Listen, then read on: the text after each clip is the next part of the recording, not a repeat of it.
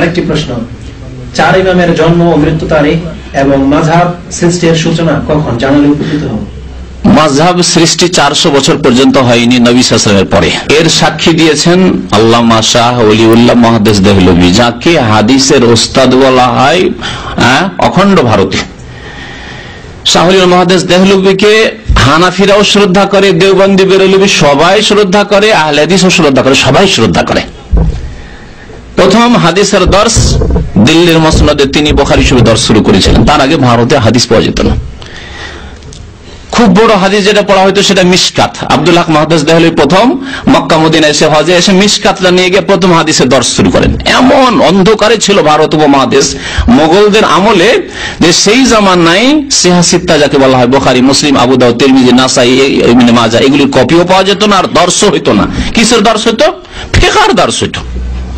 এবং হেদায়ের যেই জায়গায় দর্শ হতো দিল্লিতে, সেখানে বিশাল উঁচা পতাকা লাগানো থাকতো, ইতিহাসে রয়েছে। দূর থেকে দেখতো মানুষ যে এখানে হেদায়ের দর্শ, যেমন বিশ্ব ইজতেমা আজকাল টঙ্গিতে হচ্ছে, সারা বিশ্বের বাঙালি জানছে যে হ্যাঁ বিশ্ব ইজতেমা হচ্ছে। তেমনি সেই জামানায় যেখানে হেদায়ের দর্শ জানতো, কিন্তু কালা রাসূলুল্লাহ সাল্লাল্লাহু আলাইহি ওয়াসাল্লামের হাদিসের দর্শ হতো না। শাহ আব্দুল হক দেহলভী রাহমাতুল্লাহ আলাইহি মিশকাতের ভাষ্য লিখেছেন তিনি ফার্সি ভাষায়। তিনি প্রথম মিশকাত নিয়ে গেলেন আরব থেকে হজে এসে, যে মিশকাতের দর্শ শুরু করলেন। তার জামানাটা এরকমই থেকে গেল। তার বেশ কিছুদিন পরে শাহ ওলিউল্লাহ মুহাদ্দিস দেহলভী মক্কা এলেন, মদিনা এসে আবু তাহির আল মাদানির কাছে তিনি হাদিস বুখারী পড়ে গেলেন। পড়ে যাওয়ার পরে তিনি বুখারীর একটা কপি নিয়ে গেলেন, দিয়ে প্রথম দিল্লিতে, তখন যেখানে রাজধানী মুগলদের রাজধানী, সেখানে তখন তিনি দর্শ তাদরিস শুরু করলেন সহিহ বুখারীর। তিনি বলছেন, তার সাক্ষী শুনেন, আসল কথায় ফিরে আসি। আমার উদ্দেশ্য যে তিনি সবার শ্রদ্ধার পাত্র আলেম, মুহাদ্দিস, শাহ ওলিউল্লাহ মুহাদ্দিস দেহলভী বলা হয় তাকে। তার প্রখ্যাত কিতাব হুজ্জাতুল্লাহুল বালেগা পড়েছেন কোন ভাই? যদি কেউ পড়ে থাকেন হাত তুলেন। দাওরা হাদিসে পড়া হয় অথবা তার আগের ক্লাসে পড়া। হুজ্জাতুল্লাহুল বালেগা কওমি মাদ্রাসায় পড়া হয়। এই হুজ্জাতুল্লাহুল বালেগা আমরা পড়েছি। ওতে তিনি লিখেছেন ফুকাহায়ে কেরামদের ইখতিলাফ, এই সবগুলি আলোচনা করতে গিয়ে শেষ দিকে রয়েছে এই বিষয়টি। বলছেন, এলাম, জানো হে মুসলিমরা, আন্নান নাসা কানু ক্বাবলাল মিয়াতির রাবিআতি গায়রু মুজতামিঈনা আলা তাকলিদিল খালিস লিমাযহাবিন ওয়াহিদিন বিআইনিহি। জেনে রাখো যে আন্নান নাসা, মানুষেরা মানে মুসলিম সমাজ, কানু ক্বাবলাল মিয়াতির রাবিআ, চতুর্থ শতাব্দীর আগে, মানে চতুর্থ শতাব্দী পর্যন্ত, গায়রু মুজতামিঈনা আলা তাকলিদিল খালিস লিমাযহাবিন ওয়াহিদিন, কোন এক মাযহাবের তাকলিদের উপর একমত ছিল না, যে একটা মাযহাব ধরতে হবে, মানতে হবে, না, এর উপর একমত হয়নি, এরকম হয়নি। বরং তারা সরাসরি কোরআন সুন্নাহ অনুসরণ করত। তাহলে 400 বছর পর্যন্ত বা চতুর্থ শতাব্দী পর্যন্ত, চতুর্থ শতাব্দী পর্যন্ত এই তাকলিদে শাখসি, যেটাকে বলা হয় তাকলিদে শাখসি, মানে এক ইমামের তাকলিদ করতে হবে। হানাফি হইতে হবে, না হয় মালিকি হইতে হবে, না হয় হাম্বলি হইতে হবে, না হয় শাফিঈ হইতে হবে, এই কথা ছিল না। স্বর্ণযুগ কোন যুগ? 1400 বছরের মধ্যে পরের যুগ না আগের যুগ?